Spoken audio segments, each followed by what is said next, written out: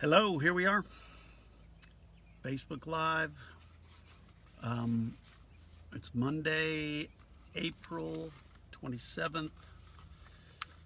We're many days into weeks and I'm not even keeping track, into quarantine, and we just want to continue to offer a little Monday meditation, something for us to think about. I'm here once again in my mobile studio, my awesome little Scion XB, the box, which I think is cool and great. My kids are mortified by. But it has so much space in it. Anyway, mobile office studio here in the parking lot at West Valley Middle School, because it's one of the only places that I can be guaranteed that I won't have all kinds of interruptions. We have 8 people in our house, again, which has been, I think I've said that, but has been such a joy. It's been so great to have the boys back and doing lots of meals together and watching lots of movies together, playing lots of Settlers of Catan together. We're finishing up our 8th puzzle together. It's been fun. But anyway, with all that said, there's a lot going on and very few places to find any kind of privacy where you're not going to be interrupted or somebody's not going to. So here we are. Anyway, last week I talked a little bit about the whole idea from John 15 about pruning, that there's so much that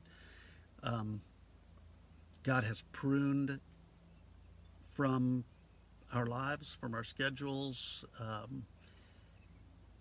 willingly, or we can go into it willingly or unwillingly, whatever. Anyway, it's pruning, and the pruning is for growth. We talked about that. Part of the pruning for sure is more space,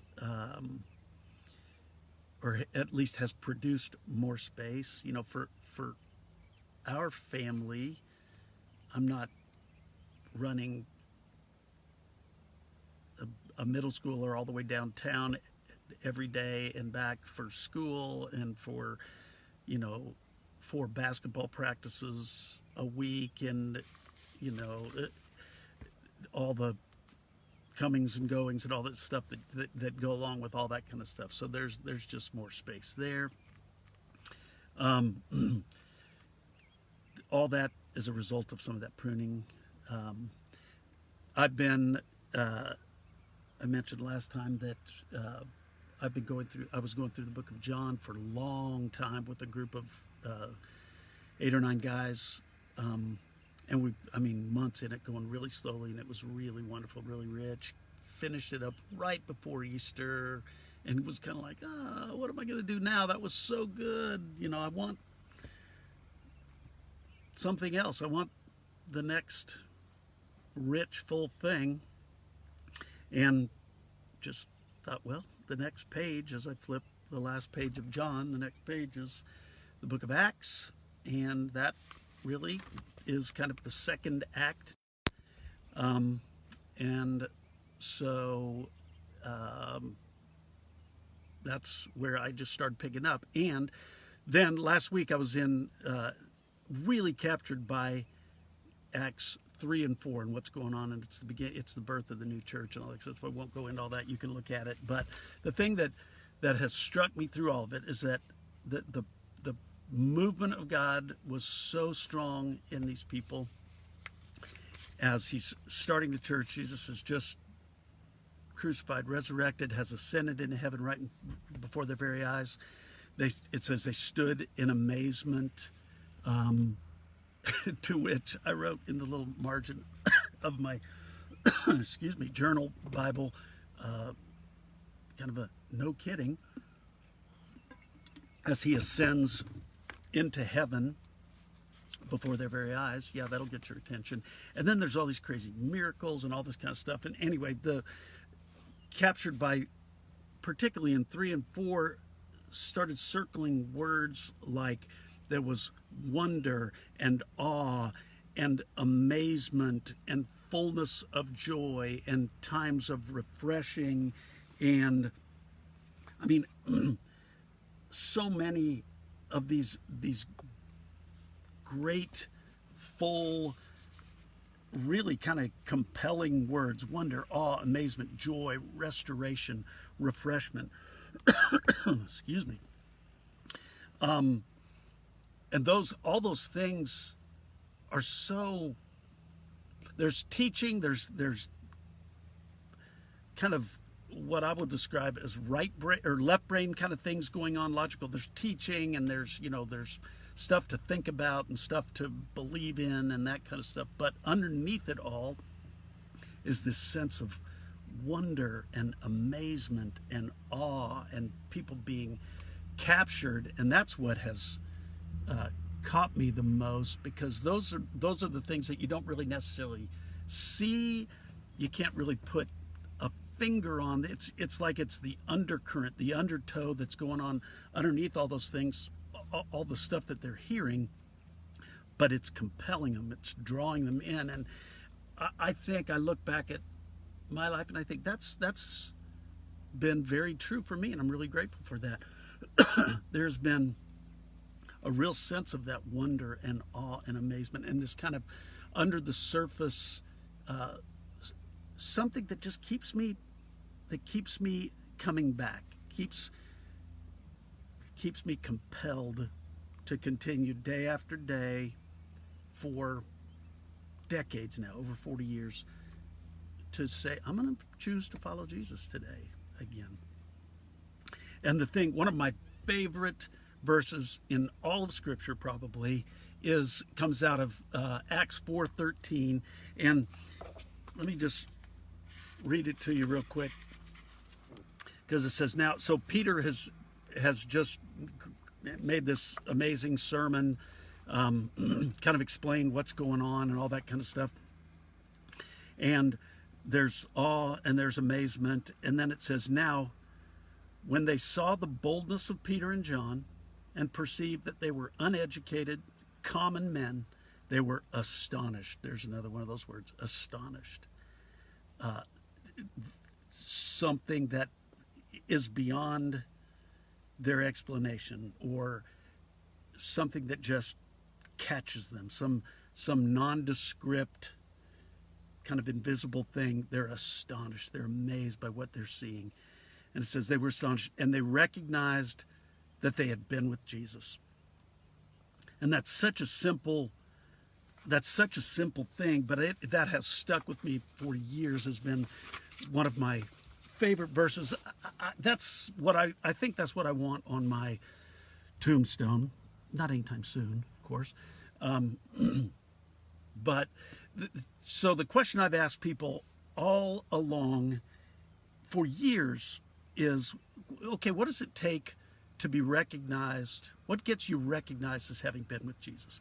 And it's interesting. Almost every time that I ask that question to anybody, there's a little bit of a pause, and then people start saying, giving things that are right answers. You love people, or Scripture, or you read the Bible and that you study that, or the way you speak is different, or the way you treat people is different. Whatever. Those are all those things. Yes, that's correct answer. But I think those are all the fruit. The thing I want to point out is that those are all the fruits. That's the tangible part of being with Jesus. I think the simple answer is, how do you get recognized as having been with Jesus? Like Peter and John, people are astonished. They recognize they've been with Jesus. How do you get recognized as having been with Jesus? You be with Jesus. I think it really is that simple. You get recognized as having been with Jesus by being with Jesus, and being with Jesus a lot. Think of your grandparents. Think of your parents or your grandparents. I think about HP and Pauline, Hiram Peter and Pauline. They were my dad's parents, they did not start out looking, acting like the same person, but 50 some years of marriage and being together, I remember thinking, I mean, they're just the same person that was cut in two, you know. I think the same thing of Renee's grandparents, the same kind of deal. They're just the same person, but you think they didn't start out that way. They got that way because they spent so much time together. They spent 50 years together. How do you get recognized as having been with Jesus? You be with Jesus a lot. So what does that mean? How does that relate to where we're at right now? The thing that was capturing me last week was we've got this great opportunity where things have been pruned away and we have more time, we have more space. How can I be with Jesus more? How can I use this quarantine time to be with Jesus? How can I capitalize on the space that I have that I won't ever have probably ever again? Because the world is shut down, right? We talked about that. How can I capitalize on time with Jesus?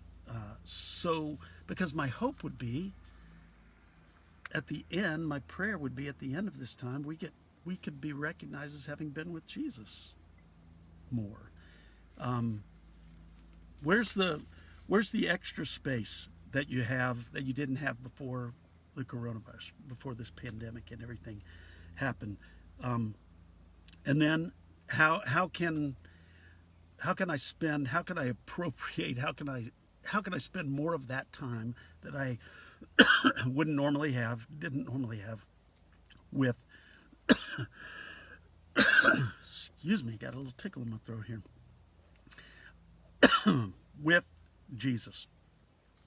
And I think maybe for some of us that's going to be easier because we got more space, and it maybe just even in some regards it'll be easier because we have more freedom and more space to do that. But also it could be that it's harder because, like me, I'm in a car doing this because there's so much activity at my house. So to get away and be alone is harder because there's so much more, because we're stuck together. So what does that mean? How do you spend more time? How do you appropriate more time? Take more time to be with Jesus. And that's my encouragement. And that's going to look different for everybody. And it may be that for me, it's always been this way. It still is. I get up early. I get up before anybody else. This morning, it was like almost all the mornings that we've been in quarantine here has been out on my screen-in porch. This morning, it involved 2 blankets and a heater to be out there. But I was in the same place at the same time, and that's helpful. That's not a new thing. A specific time and a specific place are just helpful. We're wired that way. It's been that way for eons. The great saints of old talk about that and had a place and a time. Some of the great monastic movements, they had specific times and they had specific places that they were with Jesus. It just helps. For me, it's my screened-in porch early in the morning before anybody else gets up. I've got a friend who, for years, it has meant pulling into the Chick-fil-A parking lot in Powell and sitting in his car because he knows he's not going to be disturbed there. Wherever that is, somehow figure it out, find it, make a space and a time if that's helpful, and I think it would be, just to be with Jesus. And that's been part of the real joy, wonder, astonishment, awe that this has created in me, is that it's just made me, it's made that time, which I've tried to make a regular time anyway in my days. It's made that time have no bookends, at either end. It's just freer. It's more wide open. I can go slower. I can linger longer. And there's been so much that so many aha kind of things that I've experienced because I'm not trying to rush through or looking at my watch and trying to figure out, I only have this much time, so because I got the next thing or whatever. I've got open space, and it's been such a gift. So I guess that's my simple little encouragement is be with Jesus. Figure out how you can be with Jesus more. Now, being with Jesus, Jesus is with you. You're with Jesus all day long, for sure. I mean, in a specific, alone, you and him, date. Being with your spouse or your boyfriend or girlfriend or whatever is all the time is wonderful. You're with them, yes, but you need a date. You need some time where it's just you two. And sorry, Renee, that has been precious little for us lately, and this is a great reminder for me in that. But that's what I'm talking about. It's time, just unique, special time with just you and the Lord, where you can listen, you can talk. Make that time, take that time. There's always a connection between our believing, our faith, our love, and our action. And our action in this case is just, for me, it's creating the space. I've got to make the time to sit and be with Jesus. And you don't do it I don't want to do it as a checklist. This is something I'm supposed to do. It's on my schedule, so I've got to do it. Although it is on my schedule because that helps me do it. The fruit is so worth it because the fruit is more love and more awe. And the fruit is being recognized as having been with Jesus. And even within myself, to recognize I've been with Jesus, and that makes a difference. So that would be my encouragement. There are a zillion resources out there. We're part of that too, providing resources. We've got, if you want to look at our website, that would be great. We've got a resources section on our website and on the app, the Abby app, that have resources to help you do this. But all the resources in the world don't mean a thing if we don't use them, if we don't sit down and just physically make the space. So I guess my prayer, my hope for me, for us, is that we could exit this season of quarantine, this unique place that we're in history, having been with Jesus, and then on the backside of this, that people around us and even ourselves would recognize that we've been with Jesus because we've been with Jesus. So that's my prayer. Let us know if there's anything we can do that would be helpful. Please message us. If there are resources that you'd like, that you think would be, useful, that we don't have out there. We're always trying to curate other things, not just create. We want to do some of that, but curate other things too that help us to be with Jesus. So grateful for y'all, and would pray that you'd be with Jesus, and that you would notice that, and that the world would notice that and be astonished by that. So we'll see you next time.